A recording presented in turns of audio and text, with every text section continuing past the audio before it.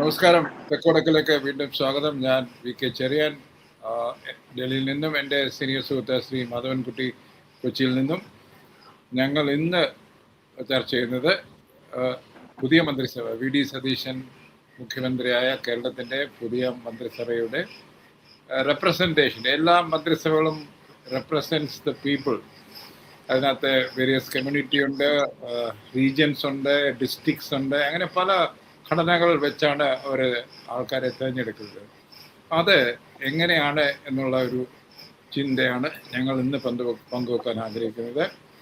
Sir, താങ്കളാണ് ഈ ഇന്നത്തെ മിക്ക MLA-മാരും അറിയാവുന്ന, അല്ലെങ്കിൽ നേരിട്ടറിയാവുന്നതോ അല്ലെങ്കിൽ അടുത്തറിയാവുന്നതോ അല്ലെങ്കിൽ ഫ്രണ്ട്സ് വഴി അറിയാവുന്ന ഒരു വ്യക്തിയാണ്, സീനിയർ മാധ്യമപ്രവർത്തകരാണ്. അതുകൊണ്ട് താങ്കൾ പറയുക, ഇതിനകത്ത് ഒരു സാമുദായിക അല്ലെങ്കിൽ പീപ്പിൾസ് റെപ്രസെന്റേഷൻ എങ്ങനെ വന്നിരിക്കുന്നു?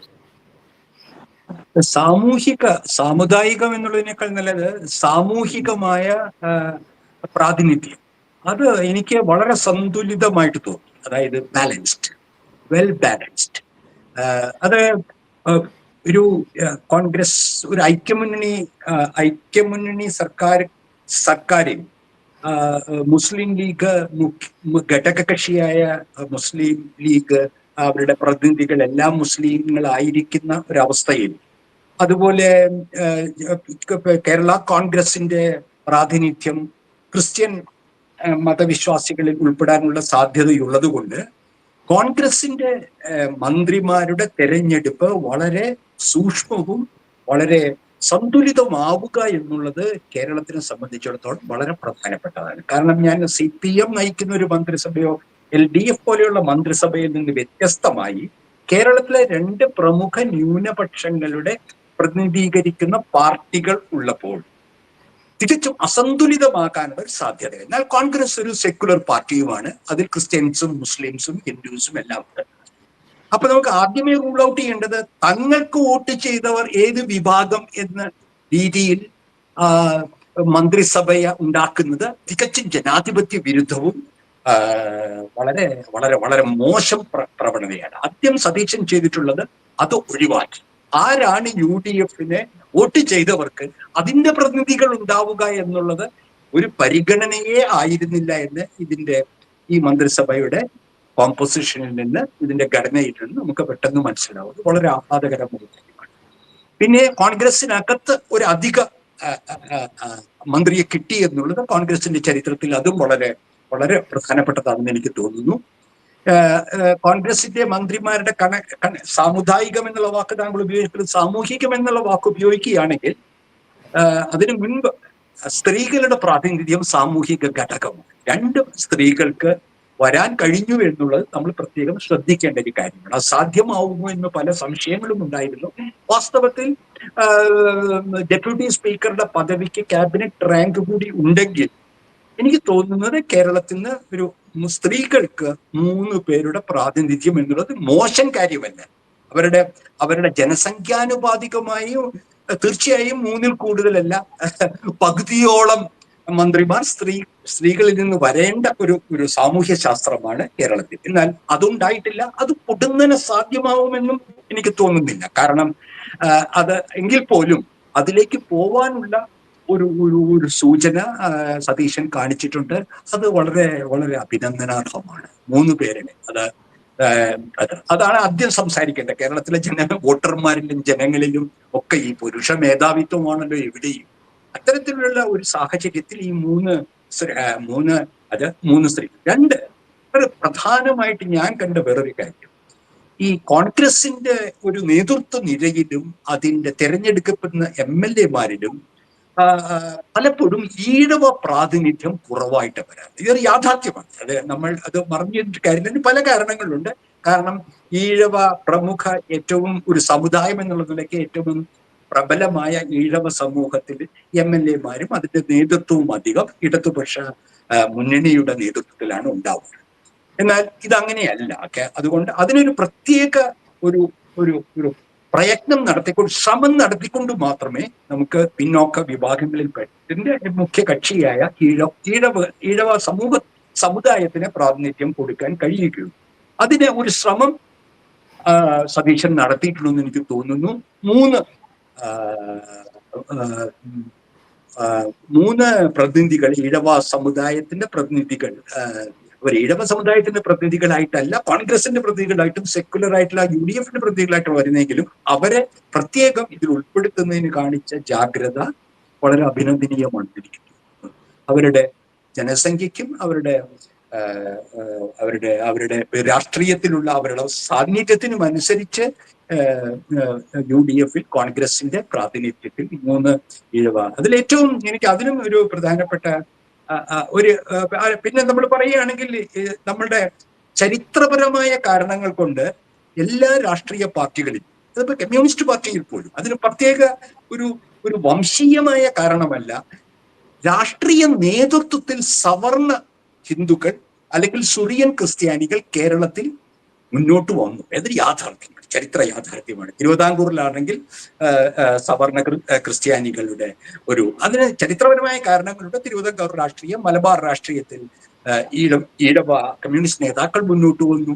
എന്നാൽ പലയിടത്തും മധ്യവർഗത്തിൽപ്പെട്ട നായർ സമൂഹത്തിൽ നിന്നാണ് പല രാഷ്ട്രീയ പ്രസ്ഥാനങ്ങളുടെയും നേതൃത്വം ഉണ്ടായത്. അങ്ങനെ ഉണ്ടാവാൻ സാധ്യമുള്ളൂ കാരണം വിദ്യാഭ്യാസം ആദ്യം ലഭിച്ച തലമുറ സവർണരായിരുന്നു.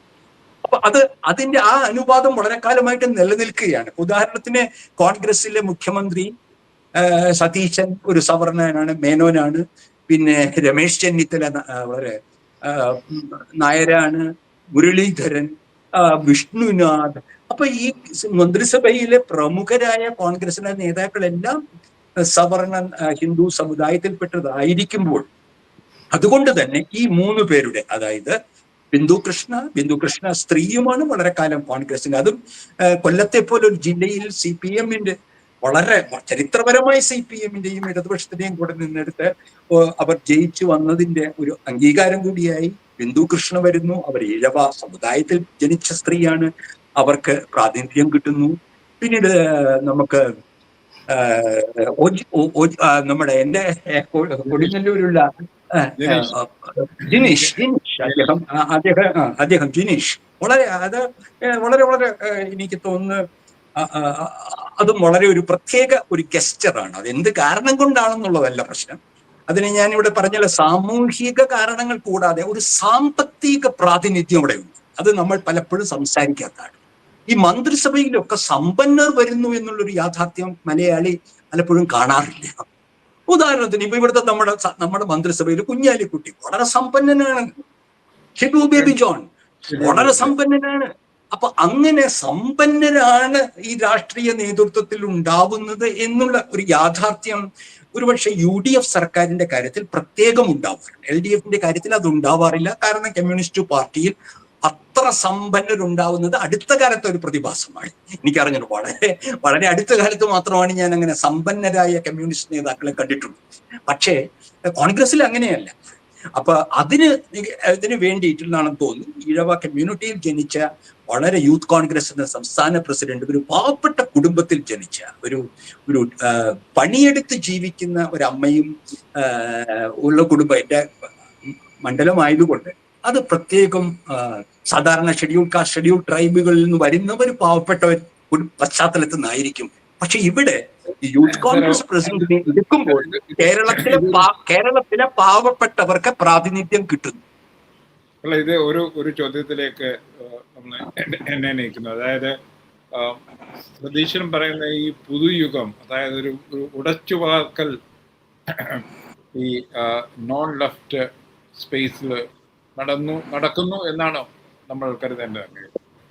ഇല്ല, എനിക്ക് അങ്ങനത്തെ വലിയ ചമൽക്കാരങ്ങളിലൊന്നും ഞാൻ വിശ്വസിക്കുന്നില്ല. വാചകമടിയല്ല രാഷ്ട്രീയം. രാഷ്ട്രീയത്തിൽ ആക്ച്വൽ പ്രാക്ടീസ് എന്താണ് സംഭവിക്കുന്നത്, അധികാരത്തിൽ എവിടെ പങ്കാളിത്തം കിട്ടുന്നു എന്നുള്ളതാണ് യഥാർത്ഥ രാഷ്ട്രീയം. അല്ലാതെ പുതുയുഗം എന്നുള്ള വാക്കുകള്, നവകേരളം, ഞാൻ എന്തായാലും എനിക്കറിഞ്ഞുകൂടാ, ഞാൻ അത്തരത്തിൽ അതിലൊന്നും വഴങ്ങാത്തയാളാണ്. പുതുയുഗം, നവകേരളമാണോ എന്ന് അതിന്റെ സംസ്കാരത്തിൽ നിന്നും അതിന്റെ പ്രവർത്തനത്തിൽ നിന്നും മനസ്സിലാക്കണം. അപ്പൊ പുതുയുഗമാണ് ഒരു ഉടച്ചുവാർക്കൽ ഈ നോൺ ലെഫ്റ്റ് സ്പേസിലും നടക്കുന്നു എന്ന് നമുക്ക് കരുതിക്കൂടെ? തീർച്ചയായിട്ടും UDFന്റെ ചരിത്രത്തിൽ അത് എനിക്ക് പറയാൻ പറ്റുള്ളൂ. UDFന്റെ ചരിത്രത്തിൽ അതിന്റെ ജനകീയ അടിത്തറയ്ക്ക് യോജിച്ച ഒരു മന്ത്രിസഭയാണ് ഉണ്ടായിട്ടുള്ളത്. അതിൽ ഒരു കാര്യം കൂടി പറയണം, അതെല്ലാം ശുഭകരമാണെന്ന് പറയാനല്ല. ഞാൻ പലതവണ താങ്കൾ സംസാരിച്ചപ്പോൾ ചോദിച്ചിട്ടുണ്ട്, ഇത് ചതിക്കുഴികൾ നിറഞ്ഞ ഒരു കോൺഗ്രസ്, ചതിക്കുഴികൾ, അത് എങ്ങനെ നാവിഗേറ്റ് ചെയ്യും എന്നുള്ളതാണ് സതീശന്റെ ഏറ്റവും അതിന്റെ വിജയം. അത് ഞാനത് പറയാൻ ആഗ്രഹിക്കുന്നില്ല. പക്ഷെ ഈ കോൺഗ്രസിന്റെ ഈ 12 മന്ത്രിമാര് സതീശന്റെ മനസ്സുമായി യോജിച്ച് നിൽക്കുന്നവർ എത്ര പേരുണ്ട്? മുരളീധരനുണ്ട്, വേണമെങ്കിൽ റോജി അഗസ്റ്റിനെ വേണമെങ്കിൽ പറയാം. അദ്ദേഹം അത്ര ഒരു സംസ്കൃത ചിത്തനായ ഒരു JNUയിലൊക്കെ വിദ്യാഭ്യാസം ചെയ്ത് ഒരു നവനാഗരികതയുടെ ആളാണ് റോജി. അദ്ദേഹത്തിന് ഗ്രൂപ്പുകൾക്ക് അതീതമായി ചിന്തിക്കാൻ കഴിയുന്ന ഒരു വ്യക്തിത്വമുണ്ടെന്നാണ് ഞാൻ മനസ്സിലാക്കുന്നത്. മുരളീധരൻ അതുകൊണ്ടല്ല, മുരളീധരന് സ്വന്തമായി പാർട്ടിയിൽ സ്വന്തം നിലയ്ക്ക് ഗ്രൂപ്പിന് പോകാത്തയാളാണ്. ഈ 2 പേരൊഴിച്ചാൽ ഒരു പക്ഷേ തുളസിയും സതീശനെ മനസ്സിലാക്കുന്നുണ്ടാവും. അതിനപ്പുറം തൻ്റെ നെഹ്റുവിയൻ സോഷ്യലിസ്റ്റ് എന്ന ആ രാഷ്ട്രീയ സങ്കല്പത്തിനും മതനിരപേക്ഷതയ്ക്കും ആ BJP RSS വിരുദ്ധതയ്ക്കും ഊന്നൽ കുട്ടിയിട്ടുള്ള ഒരു രാഷ്ട്രീയ ഒരു കൂട്ടാളികൾ ഇതിൽ കുറവാണ്. അത് ഞാൻ ആരെയും കുറ്റം പറയുകയല്ല. കാരണം കോൺഗ്രസിനെ പോലെയുള്ള ഒരു ദേശീയ സംഘടനയുടെ ഓർഗനൈസിംഗ് സെക്രട്ടറിയായ KC വേണുഗോപാൽ അത് മുഖ്യമന്ത്രി സ്ഥാനാർത്ഥിക്ക് വളരെ തുറന്ന് മത്സരിച്ച ഒരു വ്യക്തി തിരുവനന്തപുരത്ത് വന്നിരുന്ന് മന്ത്രിസഭ ഉണ്ടാക്കുന്നതിൽ സജീവമായി പങ്കെടുക്കുമ്പോൾ അതിന്റെ ന്യായാന്യായം പോലും എനിക്ക് ഇത് ഉറപ്പില്ല. അങ്ങനെ ചെയ്യാൻ കഴിയുമോ? ഒരു സംഘടനയുടെ ഓർഗനൈസിംഗ് സെക്രട്ടറി അദ്ദേഹത്തിന്റെ സംസ്ഥാനത്ത്, അദ്ദേഹം മുഖ്യമന്ത്രിയാവാൻ ശ്രമിച്ച ഒരു സംസ്ഥാനത്ത് അതിന്റെ മന്ത്രിസഭ രൂപീകരണത്തിൽ ഇത്ര സജീവ പങ്കാളിത്തം, അത് നല്ല രാഷ്ട്രീയ സംസ്കാരമാണോ, കോൺഗ്രസ് സംസ്കാരമാണോ എന്ന് എനിക്ക് സംശയമുണ്ട്. ഞാൻ അതിലേക്ക് പോകുന്നില്ല, കാരണം അത് ധാരാളം മാധ്യമങ്ങൾ ചർച്ച ചെയ്തു കഴിഞ്ഞു. ഇത്ര ആളുകൾ ഇന്ന ഗ്രൂപ്പിൽ നിന്നും രമേശ് ചെന്നിത്തല, ഞാൻ അതിലേക്ക് പോകുന്നില്ല. അത് ദൈനംദിന മാധ്യമങ്ങൾ ചെയ്തു കൊള്ളട്ടെ. ഞാനൊരു നൈതിക ചോദ്യം കോൺഗ്രസിനോട് ചോദിക്കുകയാണ്. ഒരു മുഖ്യമന്ത്രി, അത് തികച്ചും ശരിയാണ് സർ. അതായത് അദ്ദേഹം ഹൈക്കമാൻഡിന്റെ പ്രതിനിധിയാണ്. സതീശൻ അദ്ദേഹത്തിന്റെ രീതിയിൽ ഏത് പേര് സജസ്റ്റ് ചെയ്താലും അത് ഹൈക്കമാൻഡിൽ കൂടെ വരണം. പക്ഷെ ആ ഹൈക്കമാൻഡിൽ പോകുന്നതിന് മുമ്പ് തന്നെ സതീശനെ കൊണ്ട് പല പേരുകളും എടുപ്പിക്കുക എന്ന് പറയുന്നത് അതാണ് അവിടെ നടന്നതെന്നാണ് എനിക്ക് തോന്നുന്നത് ഇത് കണ്ടിട്ട്. എനിക്ക് അതൊരു സുഖകരമായ ഒരു രാഷ്ട്രീയ സംസ്കാരമായി തോന്നിയില്ല. ഇത് വീണ്ടും നമ്മളിപ്പോ പിണറായി വിജയനെ പറ്റി പറയുന്ന പോലെ പിണറായി വിജയനാണ് തോന്നേണ്ടത് താൻ പ്രതിപക്ഷ നേതാവായി ഇരിക്കണമെന്നോ, അദ്ദേഹമാണ് തീരുമാനിക്കണം തോന്നുന്നത്. അതുപോലെ KC വേണുഗോപാലിന് കേരളത്തിലെ രാഷ്ട്രീയത്തിൽ ഇത്രയും ഇറങ്ങിക്കളിക്കേണ്ട കാര്യം ഉണ്ടായിരുന്നു അദ്ദേഹത്തിന്റെ സ്ഥാനത്തിരുന്നു കൊണ്ട് എന്ന ചോദ്യം എന്റെ മനസ്സിലുണ്ട്. അത് ഞാൻ പങ്കിടുകയാണ് താങ്കളുമായിട്ട്. അതുകൊണ്ട് ഇതെല്ലാം ഗ്രൂപ്പിന്റെ അടിസ്ഥാനത്തിലാണ് തെരഞ്ഞെടുത്തതെന്നൊന്നും ഒന്നും ഞാൻ പറയുന്നില്ല. പക്ഷെ ഈ യാഥാർത്ഥ്യമുണ്ട്. അപ്പൊ അത് യാഥാർത്ഥ്യമുണ്ടെന്ന് വെച്ചാൽ മലയാളിയെ സംബന്ധിച്ചിടത്തോളം അത് പ്രധാനമാവുന്നത് ഇന്ന് സുസ്ഥിരതയാണ്. ഒരു മന്ത്രിസഭയുടെ സുസ്ഥിരത അത് വളരെ പ്രധാനമാണ്. ഈ പുറത്തുള്ള വാചകമണ്ടികൾക്കും എല്ലാം കഴിയുമ്പോൾ സർക്കാർ സുസ്ഥിരമാണോ, രാഷ്ട്രീയമായി സുസ്ഥിരമാണോ, അതാണ് എന്നും UDFനെ അലട്ടിയിരുന്ന ഒരു പ്രശ്നം. ഒരിക്കലും ഇടതുപക്ഷ മുന്നണികൾക്ക് അതുണ്ടായിരുന്നില്ല. അതിന്റെ നേതൃത്വം CPMലായിരുന്നു. അതിന്റെ നേതൃത്വം ആർക്കാണെന്നുള്ളൊരു സംശയം ഉണ്ടായിരുന്നില്ല. അതിന്റെ അച്ചടക്ക രീതികളും സംസ്കാരവും വേറെയായിരുന്നു. പക്ഷേ കോൺഗ്രസിനെ പോലെ ഗ്രൂപ്പ് രാഷ്ട്രീയം, അത് കേരളത്തിൽ AK ആന്റണിയും കരുണാകരനും ഏറ്റവും തലപ്പത്തുള്ളവർ തന്നെ കളിച്ച രാഷ്ട്രീയമാണ് ഗ്രൂപ്പ് രാഷ്ട്രീയം. അത് എല്ലാം കഴിഞ്ഞു എന്ന് പറയുമ്പോൾ അത് വീണ്ടും അവതരിച്ചോ എന്ന പ്രശ്നം അത് ഒരു ചോദ്യചിഹ്നമായി നിൽക്കും. അതിനെ എന്തെല്ലാം പറഞ്ഞ് മൂടി വെച്ചാലും അത് നിൽക്കുന്നത് ഈ മന്ത്രിമാരുടെ സ്വയം പര്യാപ്തതയിലും അവരുടെ ഇൻഡിപെൻഡൻസിലും അവരുടെ സ്വാതന്ത്ര്യ ബോധത്തിലുമാണ്. ആ സ്വാതന്ത്ര്യബോധം കാണിക്കാതെ പക്ഷെ സതീശനെ പോലെ വളരെ ആർട്ടിക്കുലേറ്റ് ആകും. മാത്രവുമല്ല, നമ്മൾ ഇതിലൊക്കെ കണ്ടിട്ട് ഉറച്ച നിലപാടുകൾ എടുക്കുന്ന ഒരു മുഖ്യമന്ത്രിക്ക് ഏത് മന്ത്രിയും ഓവർ റൂൾ ചെയ്യാനുള്ള അവസരമുണ്ട്. ഞാൻ കേട്ടത് വരാർ രവി ഹോം മിനിസ്റ്റർ ആയിരിക്കുമ്പോൾ രാജിവെച്ച് പോയത് അദ്ദേഹം ചില ഇൻഡിപെൻഡൻ്റ് ആയിട്ടുള്ള സ്വതന്ത്രമായ ചില നീക്കങ്ങൾ പോലീസിലൊക്കെ നടത്തി. അത് അന്നത്തെ ചീഫ് മിനിസ്റ്റർ കരുണാകരന് ഇഷ്ടപ്പെട്ടില്ല.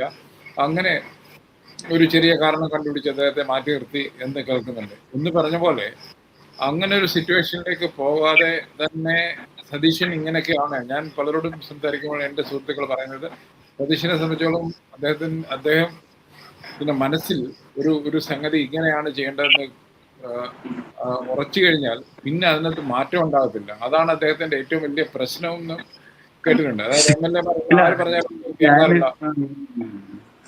നമുക്കല്ല, നമ്മൾ നിരവധി തവണ ചർച്ച ചെയ്തതാണ്. ഇനി എങ്ങനെ വരുമെന്ന് കാണാം. പക്ഷെ ഞാൻ വളരെ ഗ്ലിബൽ അതിനെപ്പറ്റി, അതായത് കോൺഗ്രസിനകത്ത് എല്ലാം സുഖകരമാണെന്ന് ഞാൻ വിശ്വസിക്കുന്നില്ല. ആര് വിശ്വസിക്കാൻ? കാരണം എനിക്ക് താങ്കൾ അത് കാരണം അല്ല സർ, അത് കോൺഗ്രസിന്റെ ഒരു പറഞ്ഞ ഒരു ഡെമോക്രസിയുമാണ്, ഒരു ശാപവുമാണ്. അത് ഒരിക്കലും അവർക്ക് ഒരുമ എത്ര വെളിയിൽ ഒരുമ കാണിച്ചാലും അകത്ത് അവരെപ്പോഴും കുതികാൽ വെട്ടും പാരവെപ്പും ഒക്കെ ആണെന്ന് എല്ലാവർക്കും അറിയാവുന്നതാണ്. അതൊരു കാലഘട്ടത്തില്, നല്ല കാലത്ത്, കോൺഗ്രസിന്റെ ദേശീയ തലത്തിൽ നല്ല കാലഘട്ടത്തിൽ അതൊരു ആഡംബരമായിരുന്നു. അത് വേണേ കൊണ്ടു നടക്കാമായിരുന്നു. പക്ഷെ ഇപ്പോൾ കൊണ്ടു നടക്കുന്നത് ഒരു പരിഹാസ്യമായ ചെറ്റത്തരമാണ്. രാഷ്ട്രീയ ചെറ്റത്തരമായിട്ട് നമുക്ക് പറയാം. ചെറ്റത്തരം എന്നുള്ള വാക്ക് പിണറായി വിജയനുമായിട്ട് അസോസിയേറ്റ് ചെയ്ത് മോശമായിട്ട് വിചാരിക്കുകയല്ല. അതിന് വേറൊരു വാക്കില്ലാത്ത, ഇറ്റ് ഈസ് പെറ്റിനെസ്. ആ പെറ്റിനെസ് ആയിരിക്കും നിങ്ങളുടെ ഗ്രൂപ്പ് രാഷ്ട്രീയം കളിക്കാൻ ഈ സമയത്ത് കേരളത്തിൽ. അതായത് BJP നിങ്ങളെ മുഖ്യ പ്രതിപക്ഷമാവാൻ ശ്രമിച്ചുകൊണ്ടിരിക്കുന്ന ഒരു കേരളത്തിൽ കൊച്ചു രാഷ്ട്രീയം, കൊച്ചു മനസ്സുകളാണ് കോൺഗ്രസിന്റെ മന്ത്രികളായി വരുന്നതെങ്കിൽ പിന്നെ നമുക്കൊന്നും പറയാൻ കഴിയില്ല. പിന്നെ നമ്മൾ ഫാസിസത്തെ നേരിടുന്നതിനൊക്കെ പറയുന്ന വലിയ വാക്കുകൾ പറയരുത്. നെഹ്റുവിയൻ സോഷ്യലിസം പറയരുത്. അത് തന്നെയാണ് ഇന്ന് ഇന്ത്യൻ എക്സ്പ്രസിലെ പ്രഹ്ലാദ് ജോഷി ഒരു ഇന്റർവ്യൂവിൽ പറഞ്ഞേക്കുന്നത്. അദ്ദേഹം പറഞ്ഞേക്കുന്നു, ബംഗാളിൽ BJP ഒരിക്കലും വരുത്തില്ല എന്ന് പറഞ്ഞു. പക്ഷെ നല്ല ഒരു കാര്യം നമ്മൾ സൂചിപ്പിക്കാൻ ചെറിയ മറന്നു. ഇനിയും ഞങ്ങൾ ഇന്ന് മുതലേ കേരളത്തിൽ കോൺസെൻട്രേറ്റ് ആണ് എന്ന് പറഞ്ഞ് അദ്ദേഹം ഡിക്ലെയർ ചെയ്ത് കഴിഞ്ഞു സർ. കർണാടകത്തിലുള്ള പ്രഹ്ലാദ് ജോഷി, BJPയുടെ ലീഡർ പ്രഹ്ലാദ് ജോഷി ഇന്ന് ഇന്ത്യൻ എക്സ്പ്രസിൽ ഒരു 1 പേജ് ഇന്റർവ്യൂവിൽ പറയുന്നുണ്ട്, BJP ഒരിക്കലും ബംഗാളിൽ വരില്ല എന്ന് നിങ്ങളൊക്കെ പറഞ്ഞു. തീർച്ചയായും എല്ലാവർക്കും അറിയുന്ന കാര്യമാണ്. അവരുടെ ലാസ്റ്റ് ഫ്രോണ്ടിയർ മുസ്ലിങ്ങളും ക്രിസ്ത്യാനികളും തിങ്ങിപ്പാർക്കുന്ന മതനിരപേക്ഷ കേരളം പിടിക്കലാണ് അവരുടെ പ്രത്യയശാസ്ത്രപരവും രാഷ്ട്രീയവും അവരുടെ വർഗീയവും വംശീയവുമായ ലക്ഷ്യം. അതിനൊന്നും വേറെ വലിയ ചിന്ത ആവശ്യമില്ലല്ലോ. നമുക്കറിയാം, തെലങ്കാനയും അവർ ശ്രമിക്കും, കേരളത്തിലേക്കാണ് അവർ ശ്രമിക്കാൻ പോകുന്നത്. അത് ഇന്നത്തെ അത് ഞാൻ വീണ്ടും പറയുന്നില്ല. പക്ഷെ ഒരു കാര്യം എനിക്ക് ഇഷ്ടപ്പെട്ടത് കൂടി ഞാൻ പറയാൻ മറന്നുപോയി. ഷെഡ്യൂൾ കാസ്റ്റ് 2 പ്രാതിനിധ്യം, അത് വളരെ ഇമ്പോർട്ടൻ്റ് ആണ്. തുളസിയുടെയും തുളസിക്കിട്ട് അനിൽകുമാർ, അതെ, അത് ഒരു വലിയ നേതാവ്. അദ്ദേഹത്തെ ദളിത് നേതാവ് എന്ന് പറഞ്ഞുകൂടെ, വളരെ വളരെ മുൻനിരയിലുള്ള ഒരു പഴയ ദളിത് നേതാക്കളുടെയൊക്കെ കോൺഗ്രസ് പാരമ്പര്യത്തിലുള്ള ഒരു അനിൽകുമാർ, അദ്ദേഹവും തുളസി വരിക എന്നുള്ളത് ചെറിയ കാര്യമല്ല. ഈ നമ്മൾ പറഞ്ഞ ജനീഷിന്റെ കാര്യം പറഞ്ഞ പോലെ ഇതെല്ലാം ചെറിയ കാര്യങ്ങൾ കാണിക്കുന്നത് വലിയ ഇതല്ല. എന്നാൽ പോലും അതിന്റെ സൂചനകൾ നല്ലതാണ്. അത് നമുക്ക് പ്രത്യേകം ശ്രദ്ധിക്കണം. അത് സാമ്പത്തിക കാര്യത്തിലുള്ള ജനീഷിന്റെ കാര്യം വെറും പണക്കാരുടെ ഒരു കൂട്ടമായി ഒരു മന്ത്രിസഭ മാറരുത് എന്ന്. പിന്നെ ഒരു കാര്യം കൂടി എനിക്ക് തോന്നുന്നു, കുറച്ചൊരു പ്രവർത്തനോന്മുഖമാണെന്നാണ് മുരളിയുടെ വാക്കുകളിൽ നിന്ന് മനസ്സിലാവുന്നത്. അദ്ദേഹത്തിന് ആരോഗ്യം തന്നെ വേണമെന്ന് കേരളത്തിൽ ഒരു രാഷ്ട്രീയ നേതാവ് പറയുന്നത് കൈക്കൂലിക്കല്ല എന്നുള്ളത് നമുക്ക് ഉറപ്പാണ്. പണ്ടേ വളരെ എനിക്കറിയാവുന്നതാണ്. ഈ ആരോഗ്യ മന്ത്രിയുടെ ഒരു മുൾക്കിരീടവുമാണ്, അതേസമയം ധാരാളം അഴിമതി സാധ്യതയുമുള്ള ഒരു വകുപ്പാണ് കേരളത്തിൽ. പൊതുജനങ്ങളുമായി സംസർഗമുള്ള വകുപ്പാണ്. അപ്പൊ അതിന് മുരളീധരൻ പിടിച്ച വാശി നല്ല അർത്ഥത്തിൽ ഒരു ജനാധിപത്യ വാശിയായിട്ട് എനിക്ക് തോന്നി. കാരണം അദ്ദേഹം ദേവസ്വം കൈയിട്ട് വാരാൻ കഴിയുന്ന ഒരു സ്ഥലമാണ്. പ്രത്യേകിച്ച് RSS BJP കാത്തിരിക്കുമ്പോൾ, ക്ഷേത്രങ്ങളിലെ എന്ത് പിഴവും അവർ ഹിന്ദുത്വ രാഷ്ട്രീയത്തിന് വേണ്ടി ഉപയോഗിക്കുമ്പോൾ മുരളീധരൻ അത് ശുദ്ധീകരിക്കാൻ ഞാൻ തയ്യാറാണെന്ന് പറഞ്ഞു വരുന്നതും നല്ല ലക്ഷണമായിട്ടാണ് നമ്മളെപ്പോലെയുള്ള ജനാധിപത്യ മതനിരപേക്ഷവാദികൾ കാണുന്നത്. കാരണം അദ്ദേഹം ഉത്തരവാദിത്വം എടുക്കുകയാണ്. ഇനി അങ്ങോട്ടുള്ള ദേവസ്വം RSS BJPക്ക് പൊതുവെ താങ്കളൊരു മറക്കരുത് ശുഭസൂചനയാണ്, സൂചനയായിട്ടാണ് എനിക്ക് തോന്നിയത്. കാരണം താങ്കൾ ഇത് മനസ്സിലാക്കേണ്ടത് ഇതിനെ എല്ലാം വികൃതമാക്കി. സർ 20 മിനിറ്റായി, സമയം ഇല്ല, അതിക്രമിക്കാൻ ഒരു കാര്യം കൂടി പറയാതെ വയ്യ. കാരണം താങ്കൾ ഇനി അല്പം കുറച്ച് എടുത്താൽ പോലും മലയാളി മാധ്യമ പ്രവർത്തകർ പറയാത്തൊരു കാര്യം താങ്കൾ പക്ഷെ ശ്രദ്ധിച്ചിട്ടുണ്ടോ? താങ്കൾ ശ്രദ്ധിച്ചിട്ടുണ്ടോ? പരിണിതപ്രജ്ഞനായതുകൊണ്ട് ഈ മന്ത്രിസഭയിലെ ഗവർണർക്ക് കൊടുത്ത ലിസ്റ്റിലും ഇന്ന് ക്യാബിനറ്റിൽ ഇന്ന് സത്യപ്രതിജ്ഞ എടുത്ത ക്രമത്തിലും ക്യാബിനറ്റ് മുറിയിൽ ഇരുന്ന രീതിയിലും രണ്ടാമത് ജനാബ് കുഞ്ഞാലിക്കുട്ടിയാണ്. താങ്കൾ കേരളത്തിലെ മാധ്യമങ്ങൾ ശ്രദ്ധിക്കും മുമ്പ് താങ്കളോട് ഞാൻ പറയുകയാണ്, ദയവായി അത് എഡിറ്റ് ചെയ്ത് കളയരുത്. സമയക്കുറവ് കൊണ്ട് എഡിറ്റ് ചെയ്ത് കളയരുത്. അതിൽ രാഷ്ട്രീയമുണ്ട്, അതിൽ വാർത്തയുണ്ട്. ഒന്ന് പറഞ്ഞോട്ടെ, ഞാൻ പ്രത്യേകിച്ച് ഗവർണറുടെ ചായസൽക്കാരത്തിൽ അദ്ദേഹം ഇരുന്നത് കുഞ്ഞാലിക്കുട്ടിയുടെയും ശ്രീ തങ്ങളുടെയും കൂടെയാണ്, ഒരേ ഇതില്. അതൊരു വലിയൊരു സിമ്പിൾ ആയിട്ട് ചായ സൽക്കാരത്തിന് ഇരിക്കുന്നതിലും പ്രധാനമാണ് ക്യാബിനറ്റിൽ ഇരിക്കുന്നത്. അത് തന്നെയാണ് ഗവർണറുടെ കൂടെ മുഖ്യമന്ത്രി. ഗവർണറുടെ കൂടെ ചായ സൽക്കാരത്തിന് ഇരിക്കുന്നത് എങ്ങനെയും ഇരിക്കാം, പക്ഷേ ക്യാബിനറ്റിൽ ഇരിക്കും. സിമ്പിൾ അല്ലേ സർ? ആദ്യത്തെ മാത്രമല്ല, എനിക്കൊരു ചോദ്യമുണ്ട്. അങ്ങനെയാണെങ്കിൽ എന്തുകൊണ്ട് കുഞ്ഞാലിക്കുട്ടിയെ ഉപമുഖ്യമന്ത്രി ആക്കി കൂടാ? BJP പേടിയാണോ കോൺഗ്രസിനും നമ്മുടെ? അതെ, BJP എന്തിനും ഇപ്പോൾ തന്നെ തുടങ്ങിയല്ലോ. ഇപ്പോൾ തന്നെ RSS BJP വെള്ളാപ്പള്ളി സുകുമാരൻ നായർ തുടങ്ങിയല്ലോ ഇത് മുസ്ലിം ഇസ്ലാമിക മന്ത്രിസഭയാണെന്ന്. അതിന് മറുപടി രണ്ട് തരത്തിൽ ഇത്തരത്തിലുള്ള കാര്യങ്ങളെ ചെറിയ ഒരു കാര്യം ഇഷ്യൂ എനിക്ക് മനസ്സിലായി. എങ്ങനെ RSS BJPയുടെ ഈ പ്രചരണത്തെ നേരിടണം എന്നുള്ളത് കുറച്ച് ഡിപ്ലോമാറ്റിക്കും അതേസമയം രാഷ്ട്രീയ മൂല്യങ്ങൾ വിടാതെ, മതനിരപേക്ഷ മൂല്യങ്ങൾ വിടാതെ ഇസ്ലാമോഫോബിയെ എങ്ങനെ നേരിടണം എന്നുള്ളത് ഒരു രാഷ്ട്രീയമായ വളരെ വളരെ ശ്രദ്ധാപൂർവം ചെയ്യേണ്ട കാര്യമാണ്. അവരെ പ്രകോപിപ്പിക്കുന്ന കാര്യങ്ങൾ ചെയ്യണമെന്നില്ല, പറഞ്ഞു നടക്കാനായി. അതേസമയം അവർക്ക് കീഴടങ്ങി ഞങ്ങളും മൃദു ഹിന്ദുത്വയാണെന്ന് എന്ന രീതിയിൽ ഭരിക്കുകയുമരുത്. അതാണ് രാഷ്ട്രീയ നേതൃത്വം. അതാണ് സതീശൻ വെല്ലുവിളിക്കപ്പെടുന്നത്. RSSന്റെ ഉമ്മാക്കി കണ്ട് പേടിക്കാതെ മുസ്ലിം സഹോദരന്മാരുടെ കൂടെ നിൽക്കുകയും കോൺഗ്രസ് പാരമ്പര്യത്തിൽ, നെഹ്റുവിയൻ പാരമ്പര്യത്തിൽ നിൽക്കുകയും അതേ സമയം അവർക്ക് അങ്കലാപ്പ് സൃഷ്ടിക്കാനും ജനങ്ങളെ കൂടുതൽ തെറ്റിദ്ധരിപ്പിക്കാനുള്ള വഴി കൊടുക്കാതിരിക്കുകയും ചെയ്യും. അതിനുള്ള സാമർഥ്യം സതീശൻ ഉണ്ടാവണം. അതിന് പിന്തുണയ്ക്കാൻ രമേശ് ചെന്നിത്തല ഉണ്ടാവണം. അത് വളരെ രമേശ് ചെന്നിത്തല വളരെ നിർണായകമാണ്. രമേശ് ചെന്നിത്തല ഇന്നത്തെ ക്യാബിനറ്റിൽ ഇരുന്നത് നേരെ എതിർവശത്തെ ക്യാബിനറ്റ് ടേബിളിന്റെ ഇപ്പുറത്ത് കുഞ്ഞാലിക്കുട്ടി ഇരുന്നു. ആദ്യം വന്നത് രമേശ് ചെന്നിത്തലയാണ്. രമേശ് ചെന്നിത്തല ആദ്യം നേരെ എതിർവശത്തുള്ള നേരെ മുഖാമുഖമായിട്ടാണ് ഇരുന്നത്. അപ്പോൾ രമേശ് ചെന്നിത്തലയുടെ ഔചിത്യവും ഇന്നത്തെ മതനിരപേക്ഷ രാഷ്ട്രീയം നേരിടുന്ന വെല്ലുവിളിയെ കുറിച്ചുള്ള അവബോധവും പ്രധാനം. അതാണ് സതീശനെ സ്വതന്ത്രമായി പ്രവർത്തിക്കാൻ സതീശനെ അനുവദിക്കണം. ചെറുക്കത്തിൽ വലിയ വർത്തമാനം, സ്വതന്ത്രമായി മുഖ്യമന്ത്രിയെ പ്രവർത്തിക്കാൻ കോൺഗ്രസുകാർ, പ്രത്യേകിച്ച് രമേശ് ചെന്നിത്തലയും KC വേണുഗോപാലും രാഹുൽ ഗാന്ധിയും പ്രിയങ്കയും അനുവദിക്കണം എന്നാണ് എന്റെ സുചിന്തിതമായ അഭിപ്രായം. ഇതിന് അഭിപ്രായമുള്ളവരുണ്ടാവും. തീർച്ചയായിട്ടും സാർ, അതാണല്ലോ ജനങ്ങൾ അവരോട് പറഞ്ഞത്. ഇതുവരെ ജനങ്ങൾ പറഞ്ഞുകൊണ്ടിരുന്നതും ഇന്നും കണ്ടത്. ഇന്ന് ഞാനൊരു പ്രായമായ സ്ത്രീയെ വേദിയിൽ വിളിച്ച് രാഹുൽ ഗാന്ധിക്ക് പരിചയപ്പെടുന്നു. അവർ സതീശനെ പറ്റി പറയുന്നു. ഇതൊക്കെ കാണിക്കുന്നത് സതീശൻ വേറെ രീതിയിലുള്ള നേതാവാണ് എന്നാണ് കോൺഗ്രസിൽ ഉള്ളിൽ തന്നെ. അപ്പോൾ അതുകൊണ്ട് അദ്ദേഹത്തിനാണ് മാൻഡേറ്റ് കിട്ടിയത് എന്ന് ബാക്കിയുള്ള മന്ത്രിമാർ, അവരെത്ര സീനിയേഴ്സ് ആണെങ്കിലും എത്ര പിടിപാടുള്ളവരാണെങ്കിലും അത് മനസ്സിലാക്കി ജനങ്ങളുടെ മാൻഡേറ്റ് ആണ് ഇതിലൊക്കെ ഇമ്പോർട്ടൻ്റ്. ഇല്ലെങ്കിൽ ഇടതുപക്ഷത്തിന് സംഭവിച്ച അതേ അവസ്ഥ. അതെ, പിന്നെ താങ്കളുടെ ജില്ലയ്ക്ക് പ്രാതിനിധ്യം ഇല്ല, അത് ഞാൻ കൂട്ടിച്ചേർക്കാൻ വേണ്ടതാണ്. പത്തനംതിട്ടയ്ക്ക് മന്ത്രിയില്ല, ഇടുക്കിക്ക് മന്ത്രിയില്ല, കാസർഗോഡിനും കോഴിക്കോട്ടും മന്ത്രി. അല്ല, ഞാൻ പത്തനംതിട്ടക്കാരനല്ല, ഞാൻ ആലപ്പുഴ ജില്ലക്കാരനാണ്. അതുകൊണ്ട് ഇവിടെ ഓ, ആലപ്പുഴ. ഓ, അപ്പൊ ആലപ്പുഴയ്ക്ക് പ്രാതിനിധ്യമുണ്ട്.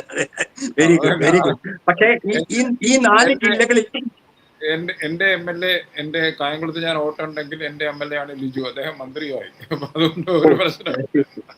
Very good, very good, very good. അത് വിദ്യാഭ്യാസ യോഗ്യതയുടെ കാര്യത്തിലും അതും പറയണമല്ലോ. വിദ്യാഭ്യാസ യോഗ്യതയുടെ കാര്യത്തിലും എല്ലാവരും വിദ്യാസമ്പന്നരാണ്. ഒരുപക്ഷെ കുറവുള്ളത് മുസ്ലിം ലീഗിന്റെ, അതും നമ്മൾ ജനങ്ങളോട് പറയണം. സാക്ഷര കേരളത്തിൽ വിദ്യാസമ്പന്നരായിട്ടുള്ള മന്ത്രിമാർ തന്നെയാണെന്നുള്ളത് അഭിമാനകരമാണ്. അത് ആരും പറയാത്തത് കൊണ്ട് അത് ഞാൻ കൂട്ടിച്ചേർക്കുകയാണ്. സാർ, അത് പറഞ്ഞുകൊണ്ട് എനിക്ക് ഒന്നുകൂടെ പറയണം. ആദ്യമായി ഇംഗ്ലീഷും മലയാളവും ഒരുപോലെ ഈസി ആയിട്ട് സംസാരിക്കാൻ പറ്റുന്ന ഒരു മുഖ്യമന്ത്രിയെ കേരളത്തിന് കിട്ടുന്നത് എനിക്ക് ഒന്ന് അച്യുതമേനോന് ശേഷം ആദ്യമായിട്ടാണ്. അതുകൊണ്ട് അതെ, അതെ, അതെ, അതെ, അതെ, കറക്റ്റ്, കറക്റ്റ്. പിന്നെ അദ്ദേഹത്തിന് പിന്നെ വേറൊരു കാര്യം സുധീരൻ പറഞ്ഞ പോലെ അദ്ദേഹത്തിന്റെ ഉപദേശകർ, മനസാക്ഷി സൂക്ഷിപ്പുകാർ, അദ്ദേഹത്തെ വലയം ചെയ്യുന്നവർ ആരാണ്, അവരുടെ രാഷ്ട്രീയവും അവരുടെ വ്യക്തിപരമായ സത്യസന്ധതയും ഉറപ്പാക്കേണ്ട ചുമതല സതീശന് തന്നെയാണ്, വേറെ ആർക്കുമില്ല. അവതാരങ്ങളെ ഒഴിവാക്കൽ. ഇപ്പൊ CPM-ന്റെ പതനത്തിൽ മുഖ്യ പങ്ക് വഹിച്ചത് പിണറായി വിജയന് ചുറ്റും രൂപപ്പെട്ട ഒരു കോക്കസ്, ഒരു അരാഷ്ട്രീയ അവസരവാദ കോക്കസ്. അത് ഒഴിവാക്കുക എന്നുള്ളതാണ് കഴിഞ്ഞ ഇടതുപക്ഷ സർക്കാരിൽ നിന്ന് കോൺഗ്രസിന് പഠിക്കാവുന്ന ഒരു ഏറ്റവും വലിയ പാഠം. അതാണ് സതീശന് ഞാൻ നേരത്തെ പറഞ്ഞ പോലെ തന്നെ മുസ്രീസ് ഏരിയ എന്നുള്ള ഒരു മുഖ്യമന്ത്രിയാണ്. മുസ്രീസിന്റെ പാരമ്പര്യം എന്നാണെന്ന് ഒരു മലയാളിയോട് പറയാൻ പറ്റില്ല. അത് അദ്ദേഹത്തിന് കിട്ടിയിരിക്കുന്ന എനിക്ക് തോന്നുന്ന കാലഘട്ടത്തിന്റെ ഒരു നിയോഗമാണ്. അത് കൊണ്ടു നടക്കാൻ, നേരാമണ്ണം കൊണ്ടു നടക്കാൻ അദ്ദേഹത്തിന് കഴിയട്ടെ എന്നുള്ള ആശംസയോടുകൂടി നിർത്തുന്നു. നന്ദി, നമസ്കാരം.